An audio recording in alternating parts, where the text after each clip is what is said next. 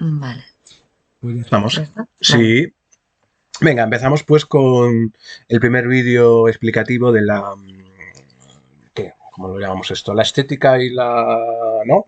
Y el encuadre un poco histórico y estético de lo que vamos a trabajar con textos de la literatura del 18 española, pero para hablar del 18 pues tenemos que hablar un poco de la Ilustración europea, cosa que vamos a, como sabemos que vosotros lo habéis estudiado el año pasado en historia, pues vamos a hacer un rapidito repaso a las cosas que nos interesan y que luego vamos a ver en los textos, ¿vale? Entonces hemos colocado aquí como primera cosita pues un cuadro que yo creo que ilustra lo que es el fin, digamos, de la Ilustración española. ¿Por? Tira, tira. Sí, a ver, porque, bueno, en primer lugar estamos viendo una familia real, que es la familia de Carlos IV, que es el hijo de Carlos III.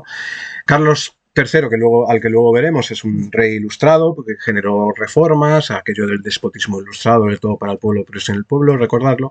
Pero Carlos IV supone un poco el final de esto, ¿no? Cuando empieza a reinar Carlos IV ya se había producido la Revolución Francesa y el terror, ya habían o estaban a punto de ejecutar, o ya habían ejecutado, yo creo que estaban a punto de ejecutar a Luis XVI y a María Antonieta, que Luis XVI era primo de Carlos IV, y eso produce una reacción muy fuerte en todas las monarquías europeas, la Santa Alianza, todas estas cosas que habréis estudiado. Pero el cuadro sí es interesante es porque mezcla cosas, ¿no? Por ejemplo, estamos viendo en un mismo escenario a personajes nobles, nobilísimos, es decir, reyes, marqueses, princesas, etcétera, con un perfecto plebeyo que es Goya, y sin embargo se está retratando al mismo nivel, cosa que hubiera sido impensable antes, o al menos impensable de esta manera. Ya sabemos que Velázquez lo hizo con las Meninas, pero el mensaje era otro por completo. Y luego, como la imagen central no es la del rey,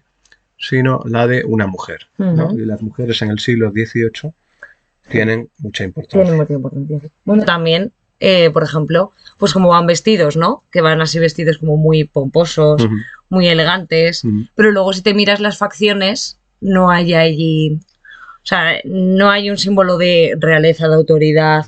Para nada. Son como muy campechanos. Mucho el rey especialmente, ¿no? Un rey con pinta de, bueno, te lo puedes encontrar en cualquier bar de pueblo de aquí, de esta avenida, ¿no? Sí, y ella también, ¿no? Ella era especialmente fea. Bueno, no tan fea como María Josefa, que es aquí detrás, que la tipa era así. Ya a todos estos ya los veréis cuando vayamos al Prado dentro de un par de años, ¿no? Bueno, pues que sirviera un poco como ejemplo, como nos gusta mucho Goya y como Goya un poco va a ser un poco el hilo conductor de la presentación, habida cuenta de que es aragonés y todas esas cosas, y es el mayor intelectual o intelectual más importante del siglo XVIII español, según cualquiera al que se le pregunte, pues Goya va a ser un poco el hilo conductor, ¿vale? Bien, vamos a continuar, si os parece.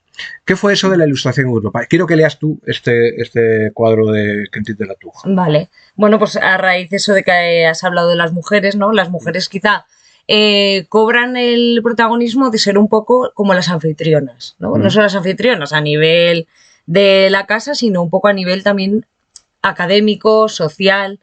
Esta época se rige un poco por un gusto por la normativa, ¿no? Pues la normativa, sobre todo pues en el ámbito académico, en el ámbito literario, ¿no? De volver a dictaminar ciertas normas, que haya ciertas convenciones que hay que seguir, pero también mucho en la sociedad, ¿no?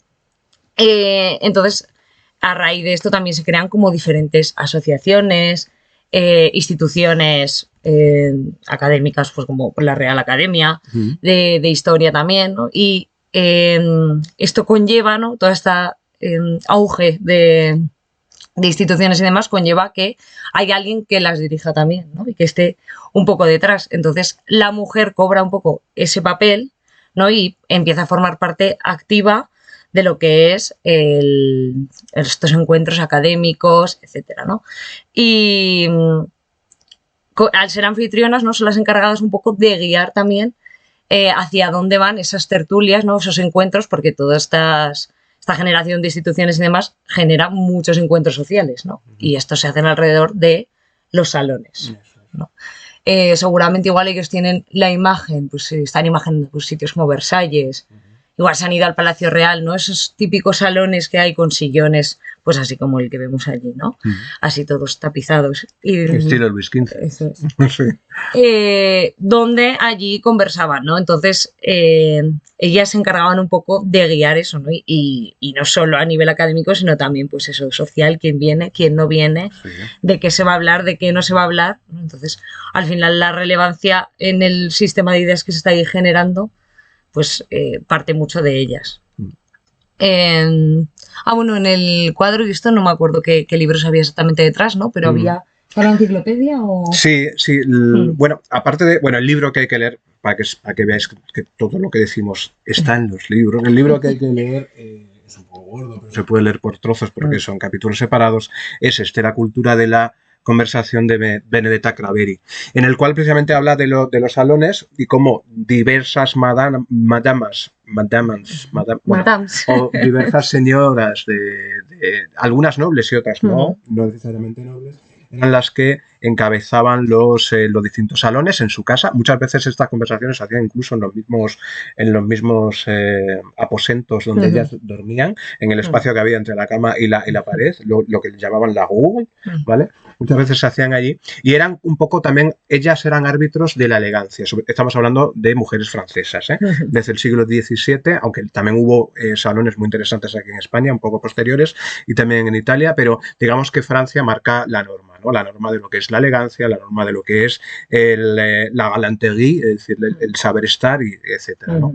Pero una cosa muy interesante es que la chica que vemos aquí en este pastel, porque es un pastel que está en el Louvre, es muy guapa, ¿vale? Y es la amante oficial de Luis XV. Sí. Madame de Pompadour, que vivía en Versalles, porque era la amante oficial. Claro, estamos siendo la amante oficial del personaje más importante de Francia, que sería el monarca. Sin embargo, se deja retratar de la siguiente manera, o el retrato que ella quiere para sí misma es este. Vosotros sabéis mejor que yo, porque os hacéis muchos selfies y otras cosas, y cuando nos hacemos una foto y la queremos publicar, ¿no? Queremos dar la mejor imagen de nosotros mismos. Sí. De hecho, puedo contarlo. Hace un rato, mientras estábamos haciendo pruebas, susurra aquí Laura, algo así como no me he maquillado, tendría que haberme maquillado o alguna cosa que nos sacó muy buena cara. Exacto. Me podría haber pintado. No, es decir, queremos dar la mejor imagen de nosotros mismos, ¿no? Eso es lo que se llama el patetismo en general. Bueno, pues la mejor imagen que ella quiere dar de sí misma es esta. Y fijaos cómo está retratada. Luego colgaremos el PowerPoint, que lo podréis ampliar, aunque la imagen la podéis ver, ¿no? Está, por un lado, porque por aquí detrás el atributo que tiene es un laúd, una pequeña guitarra en realidad, ¿vale? Porque ella tocaba la guitarra, era una mujer instruida y entre otras cosas, ¿no? Estaba instruida en música. De hecho, está repasando unas partituras, no recuerdo bien, creo que son unas partituras de Rameau, del Rameau, ¿no? Del compositor que luego veremos también más famosos de la época. Pero más interesante que eso, bueno, vemos un mapamundi por aquí detrás, libros, un portfolio seguramente también con partituras, y entre los libros efectivamente hay un tomo, el tomo cuarto, de la enciclopedia, es decir, de la enciclopedia, de la que si queréis hablaremos después, como lo tenéis que aguantar y no podéis decirme si sí o si no, pues seguramente hablaremos de la seguramente sí, la meteremos ahí. Hay un tomo también de la historia natural de Buffon. Claro, Historia natural es un libro de ciencias naturales, por lo tanto, fijaos como ya estamos apartando, tanto con la enciclopedia, que ya lo diremos luego, pero deja aparte todo lo que es la historia sagrada, o gran parte, deja lo que es la teología a un lado, ¿vale? La historia natural de Buffon, que es un libro de ciencias naturales, un libro explícito, donde aparecen figuras, donde aparece la reproducción, donde aparecen todas esas cosas que consideraba la Iglesia pecado, ¿no? Hay también un libro, un poema épico sobre Enrique IV, creo recordar, de Voltaire, que Voltaire era el demonio. Voltaire ya lo hemos trabajado en clase, sí. ¿Vale? Era el demonio. Y tenéis ahí una cita. Exacto, la cita, ¿no? Que salía en el texto. Bueno, pues ella, siendo la amante de Luis XV, es decir, la mujer más importante de Francia, se retrata como una mujer ilustrada, con libros prohibidos por la Iglesia, sin maquillar, muy importante, sin peluca, ¿no? Sans peluca, sí, ¿no? Sin peluca. Y luego con un vestido muy bonito, seguramente muy caro, pero no es ese vestido recargadísimo que tendrían las María Antonietas, etcétera, ¿no? Sí, no es como abultado, ¿no? Vale. Ahí. Y enseñando un poco el pie, ¿no? Enseñando un que poquito ya veremos el otro pie. Sí, otro ¿no? pie, sí. Enseñando un poco el escalpín, ¿no? ¿Cómo se llama eso? ¿Se llama escalpín? No tengo ni idea. Yo lo llamo empeine, ¿no? Empeine, no, pero el ¿El tacón ese? no, todo el pequeño zapato. ¿No se llaman escalpines? Bueno, no lo sé. No lo sé. Ya lo miraremos, ¿vale? Bueno, y entonces, ¿qué fue eso de la Ilustración? Y aquí hemos dejado unas cuantas palabras clave, ¿no? Es decir, bueno, lo vamos alternando, vale. si os parece. El primero dice, creciente influencia económico-política de la burguesía, evidentemente. Es decir, la Revolución Francesa, como todas las revoluciones, también fue la Revolución Americana, que fue anterior, recordadlo. La Revolución Francesa es una revolución burguesa. Es decir, si no es por el empuje de la burguesía, un empuje sobre todo de tipo económico, y la falta de poder de la nobleza, que ya desde el siglo XVII venía escaseando, sobre todo en Francia, si no hubiera sido por eso, no hubiera sido posible los cambios, ni mucho menos la Ilustración, las ganas de saber, ¿no? Racionalismo. Racionalismo, bueno, pues es un poco como cuando en el Renacimiento hablábamos del humanismo, ¿no? Volver a eso que nos hace humanos, allí quizá volviendo como un poco más al origen de la civilización, etcétera, y aquí, ¿a qué nos distingue como humanos? Pues la razón, ¿no? Entonces, ese auge otra vez de las ciencias, de construir todo mediante un método, de llegar a todos los sitios mediante la razón, ¿no? Mediante como un mapa y un esquema de ideas. Me ha gustado mucho esto que has dicho, porque precisamente la revolución científica es un poco anterior. Es decir, los Newton, los Leibniz, los Descartes, si queremos, son anteriores, y a imitación de esa revolución científica, de todos estos autores, muchos de ellos, por cierto, del ámbito anglosajón, es decir, a partir de ahí hay como una especie de imitación en el ámbito de la filosofía y sobre todo en el ámbito de la sociedad, ¿no? Didactismo, bueno, también para ti. Ah, también.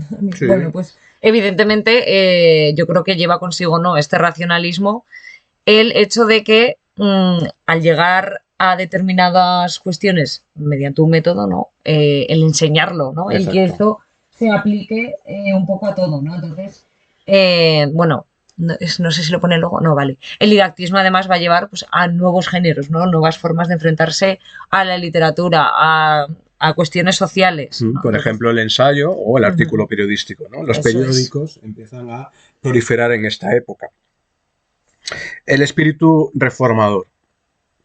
A ver, hay que tener cuidado. Los ilustrados no eran revolucionarios en un primer momento. De hecho, los ilustrados de la enciclopedia apenas participaron en los acontecimientos a partir de 1789.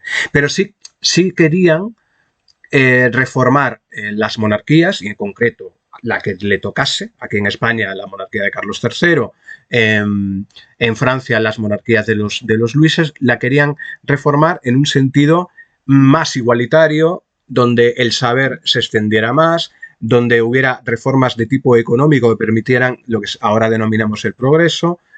La reforma agraria, por ejemplo, fue súper importante en toda Europa y sobre todo aquí en España. Esa era la idea. Pero estas reformas llevaban aparejadas también la idea del inmovilismo social. Claro, sí que puede parecer como un poco contradictorio, ¿no? Sí. Claro, o sea, hay como un movimiento social, ¿no?, desde la burguesía que quiere echar a estos nobles que están ahí apoltronados, ¿no? Digamos.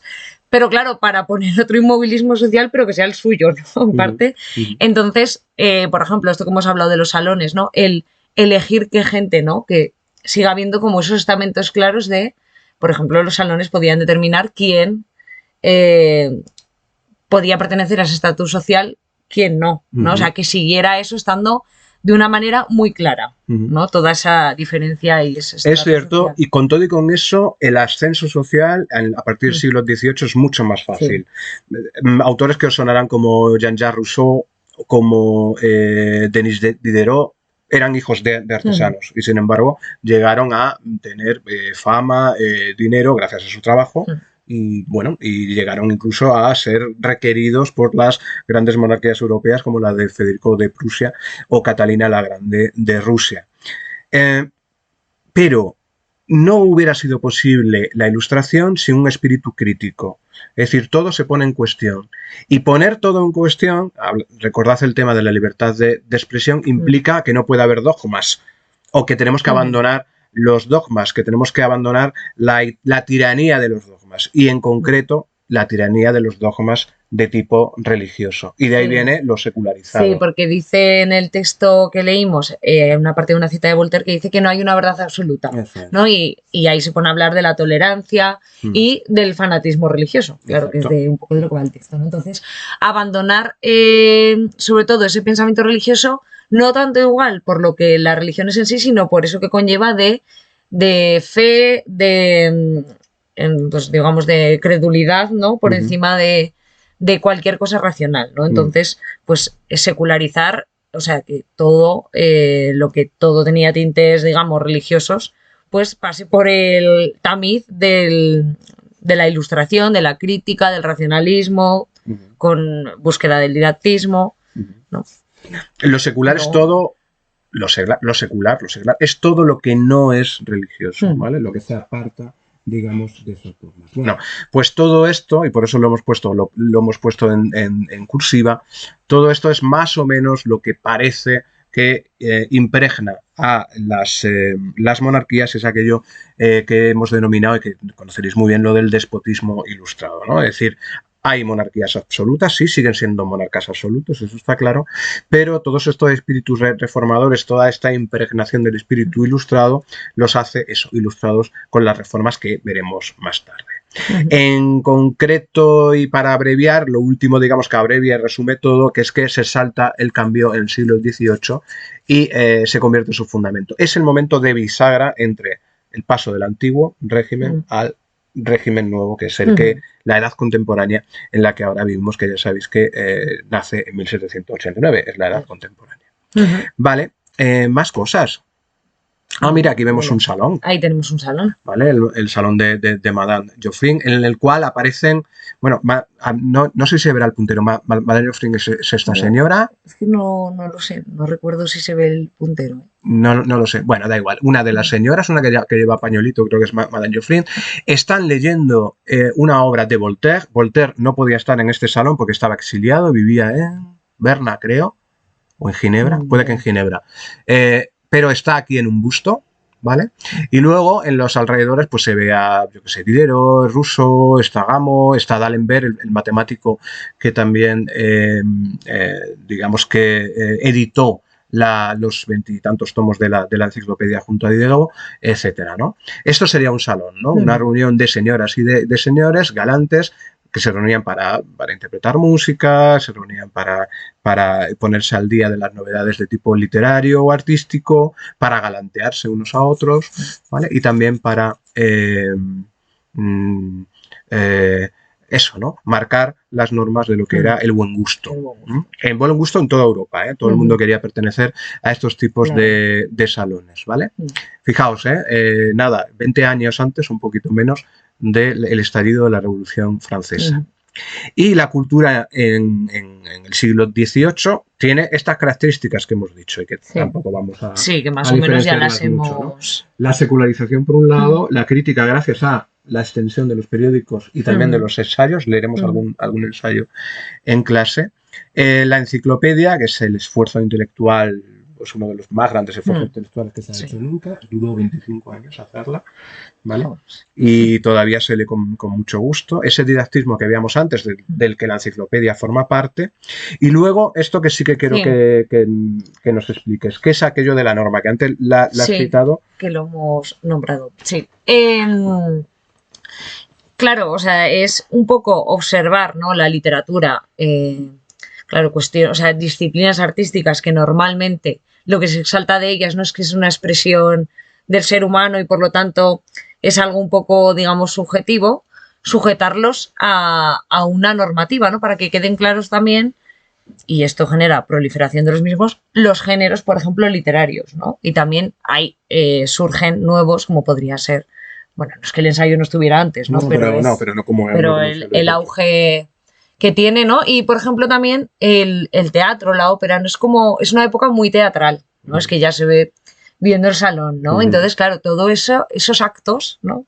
Tienen que estar ordenados, ¿no? Pues ahora sales tú, ¿no? Ahora se habla de esto. Entonces, esa perspectiva también, muchas veces no hemos comentado que si hay una serie de normas, al final la creatividad es casi mayor que si hay una total libertad, ¿no? Eso es. Entonces, pues cada género, ¿no? Ir asociado a sus normas determinadas. Luego, por ejemplo, la poesía que vamos a ver, tampoco me voy a adelantar mucho, ¿no? Pero también que bebe de una poesía anterior y por lo tanto es así también un poco encorsetada en un género concreto, ¿no? Y luego ya veremos cómo en el romanticismo todo eso se va a desatar. Se rompe, sí. Se va a desatar, ¿no? Si nos interesa un poco el tema de la norma, es que el siglo XVIII parece efectivamente como muy encorsetado, ¿no? Vamos a poner un ejemplo simple, el ejemplo del teatro. El teatro tenía que ajustarse a lo que había dicho Aristóteles y no podía salirse de ahí. Es más, Aristóteles es el filósofo.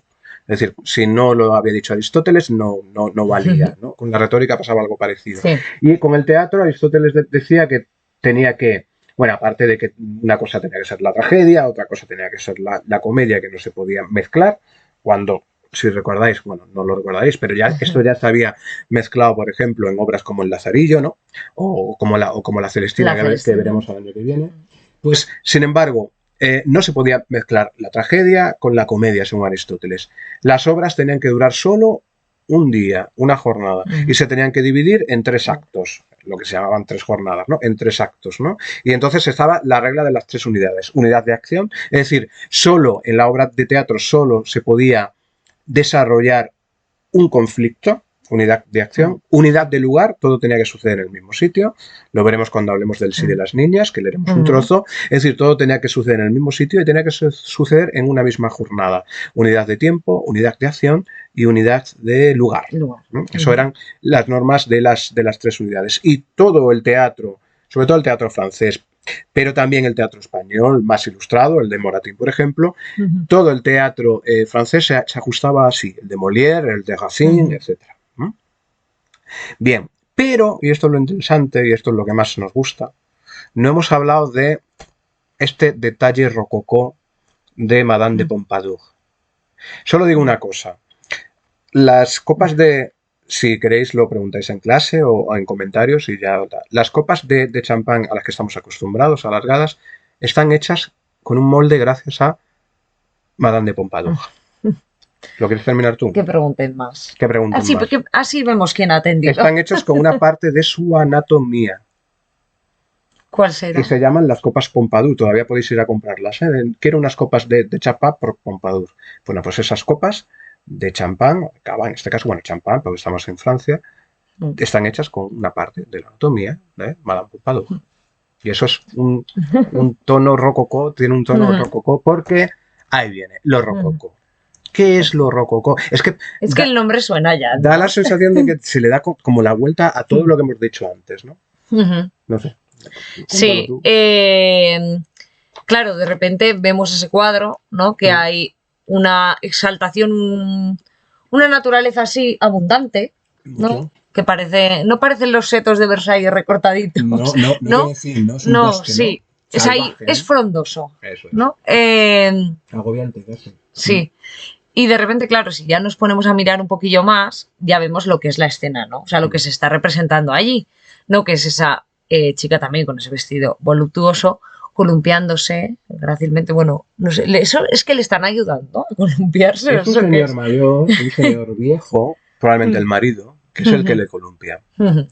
Y en el contraplano casi, ¿no? En el otro lado del señor mayor tenemos ahí escondido a un chico, ¿no? Que parece que hubiera estado leyendo ahí la enciclopedia en el seto y de repente...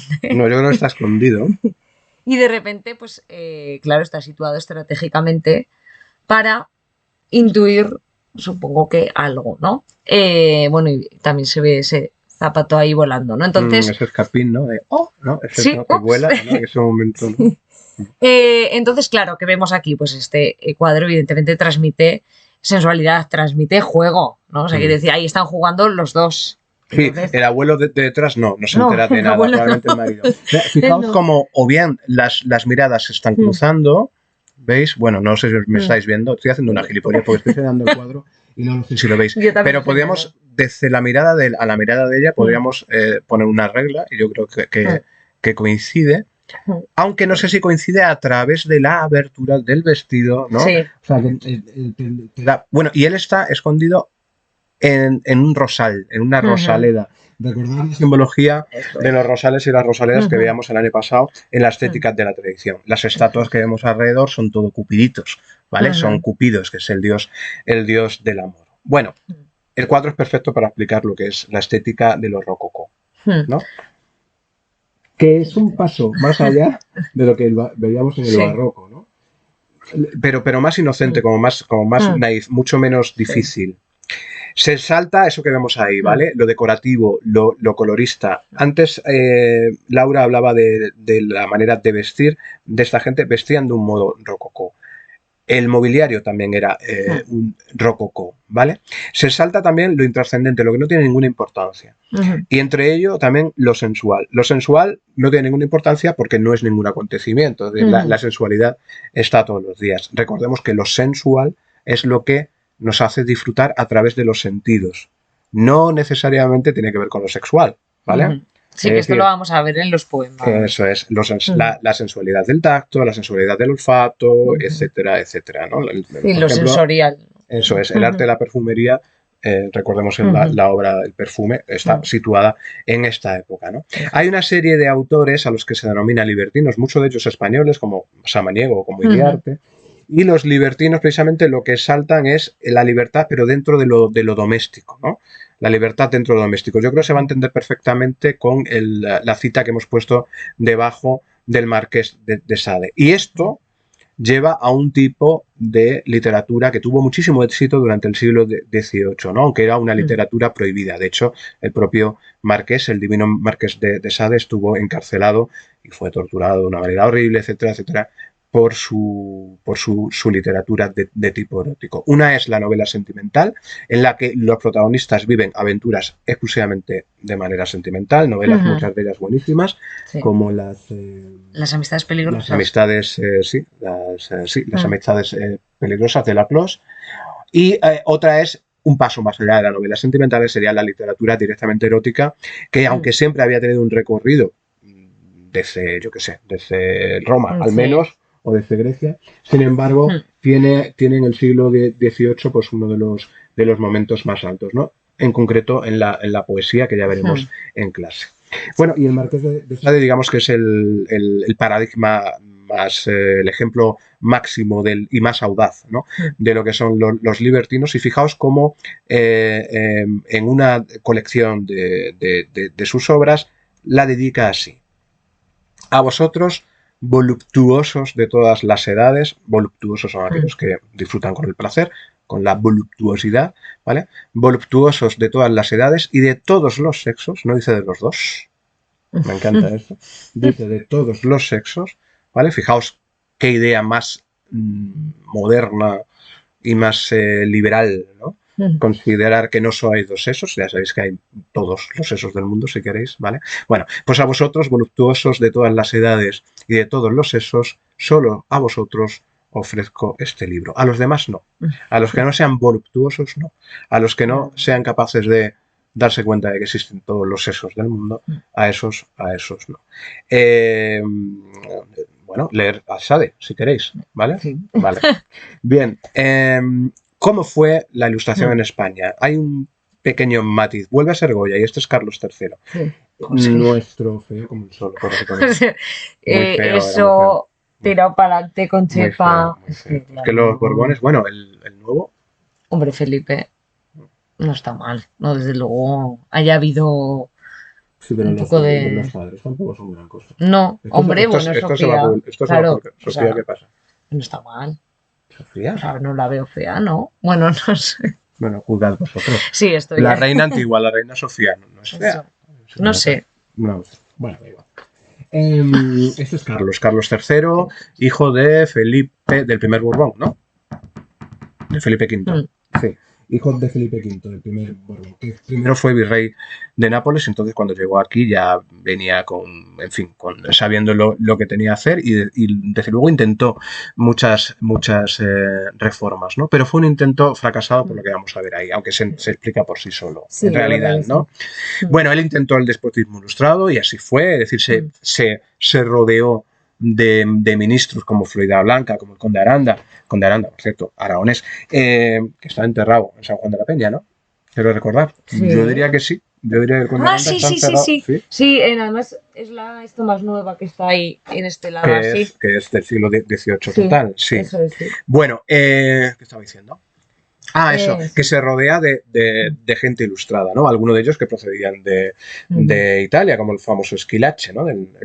Que luego se amotinó Madrid por unas cosas. Bueno, y él propuso cosas como las reformas agrarias. Propuso cosas como generar muchas más escuelas. Y es el inicio, por ejemplo, de que hubiera un instituto de enseñanza media, vamos a decirlo así, en realidad no era exactamente eso, pero un instituto de enseñanza media en cada capital de provincia, ¿no? En cada capital de provincia, a partir del siglo XVIII, va a haber un instituto de enseñanza media.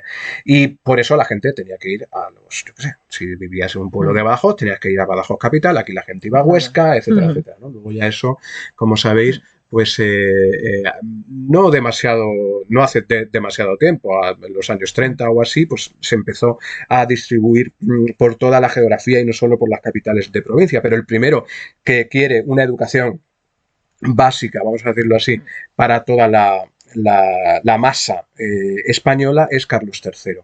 Fue el primero que empezó a valorar y a impulsar una industrialización, en concreto la industria textil en Cataluña, que por cierto acababan de salir de la guerra de sucesión y le habían dado muchos palos a los catalanes los monárquicos borbones, pero sin embargo a Carlos III lo querían mucho, porque la verdad es que lo impulsaron mucho, tanto allí como en el País Vasco, ¿no? Por supuesto, intenta apartar, y apartó, por ejemplo, echaron a los jesuitas, como también sucedió en Francia, a las órdenes monásticas más beligerantes, ¿no? En concreto, los jesuitas, ¿no? Y por eso lo de la secularización. Y luego hubo una intención tímida de acercarnos un poquito a Europa, ¿no? Queríamos acercarnos un poquito a Europa, entre otras cosas porque éramos familia, bueno, Carlos III era familia de los Luises, ¿no? Y hubo como un intento, ¿no? de ser más europeos, pero todo esto fracasó. Fracasa por esas cosas que vemos ahí, porque la nobleza en España era muy fuerte, muy grande. Os doy un ejemplo, la reforma agraria significaba quitarle terreno, quitarle tierras a la nobleza. Y la nobleza era mucho más fuerte en España que en Francia, ¿no? La nobleza en España y la nobleza en Rusia eran las noblezas más fuertes en ese sentido y por lo tanto las que impidieron más la posible ilustración, ¿no? Digamos que los pueblos más atrasados durante el siglo XVIII y siglo XIX, que fueron los que empezaron revoluciones, por cierto, fueron Rusia por un lado y España por otro. Los únicos sitios donde había esclavitud, así dicha, era en estos dos sitios. Teníamos muy poca burguesía, porque había en realidad... A más nobleza, exacto, a más nobleza, poca burguesía. La burguesía necesita la industria, necesita el comercio. Y nosotros nunca hemos tenido ni industria ni comercio, porque todas las riquezas nos venían de América. Y entonces, si teníamos plata, ¿para qué íbamos a crear aquí? Claro. ¿No? ¿Para qué íbamos a poner industria si ya teníamos la riqueza que nos venía gratis, ¿no? Claro, la Revolución Francesa supuso una reacción de la nobleza, de las monarquías, ¿no? Todo eso, ¿no? Que os podéis imaginar. Y el clave, digamos, el rey clave que acabó con todas las posibles... todos los posibles atisbos de modernización en España, yo qué sé, con la obra de Jovellanos, el que acabó con las constituciones de Cádiz, la Constitución de Cádiz, con la Pepa, fue Fernando VII, probablemente el peor rey que hayamos siempre, tenido, ¿no? Yo creo que es Goya, ¿no? Unánime, ¿no? Por lo tanto, en España no se permitió el cambio. Y como no se permitió el cambio de la Ilustración, no se permitió la Revolución. Y esto es súper importante para explicar el romanticismo. Sí. Porque, y no sé si está colocado aquí, no está. Bueno, creo que sí que está. No está, sí está. sí que No está. sé qué quieres. Sí, sí que está. Estas palabras Ah. de Octavio Paz. En España no podía producirse una reacción contra la modernidad, es decir, contra la Ilustración, porque España no tuvo propiamente modernidad. No tuvo razón crítica ni tuvo revolución burguesa. Esto lo dice Octavio Paz, que era un mexicano. Está siendo un poco injusto porque sí que hubo gente que lo intentó, como Jovellanos, que lo tenéis ahí, o como un señor mitad español, mitad inglés, y por eso se llamaba Blanco White. ¿Vale? José María Blanco White, que también intentó ser un ilustrado, pero la verdad es que en comparación con la Ilustración francesa, pues nos quedamos un poquito atrás. Pero la literatura nuestra del siglo XVIII y la que vamos a trabajar está ahí colocada, ¿vale? Los ensayos de, por ejemplo, un Feijóo, veremos un pequeño tal. La poesía didáctica, que no nos interesa. Bueno, quizá Hombre, a las fábulas, alguna fábula y tal. Sí. Sí que nos interesa la anacreóntica, hombre, por decirlo de otro modo, Anacreonte fue un poeta arcaico griego que precisamente era un precursor de la poesía rococó, vamos a decirlo así, por lo tanto, esa poesía del placer. Empieza un poquito el inicio de lo gótico y el inicio del romanticismo, lo gótico en el sentido de recuperar lo medieval, que ya lo veremos con algún ejemplo, y luego la verdadera ilustración casi ocurre en el siglo XIX. Sí. Y por eso hemos puesto ahí a un autor, a Larra, que es un autor del siglo XIX. No sé, algún artículo leeremos, ¿no? De Larra, sí, que son muy chulos, entonces, ahí, ¿no? Sí. Y aquí tenemos al pobrecito Jovellanos pintado por Goya, que está en el Prado. Que fijaos, se retrata con la diosa Minerva, que es la diosa de la sabiduría, aquí en su gabinete, con papeles, ¿vale? Pero con esa mirada... Ya no puedo más. No puedo más. No me dejan hacer más. Sí, aquí está retratado cuando era ministro, siendo ministro, ¿vale? Ministro de... Cuando ser ministro era algo cansado. Sí, cuando la gente trabajaba por siendo ministro. Inmediatamente después de ser ministro fue encarcelado, bueno, os podéis imaginar, ¿vale? Y yo creo que casi ya está. Sí. Pues no sé en cuánto lo hemos hecho, igual en media hora o una cosa así. Pues igual, sí. Pues así, bien, para ser nosotros está bastante bien. Luego ya en clase os explicamos cómo usar este vídeo, ¿vale? Pero colgaremos el vídeo y también el PowerPoint, ¿vale? Nosotros coged notas. Bueno, ya lo explicamos en clase. Adiós. Adiós.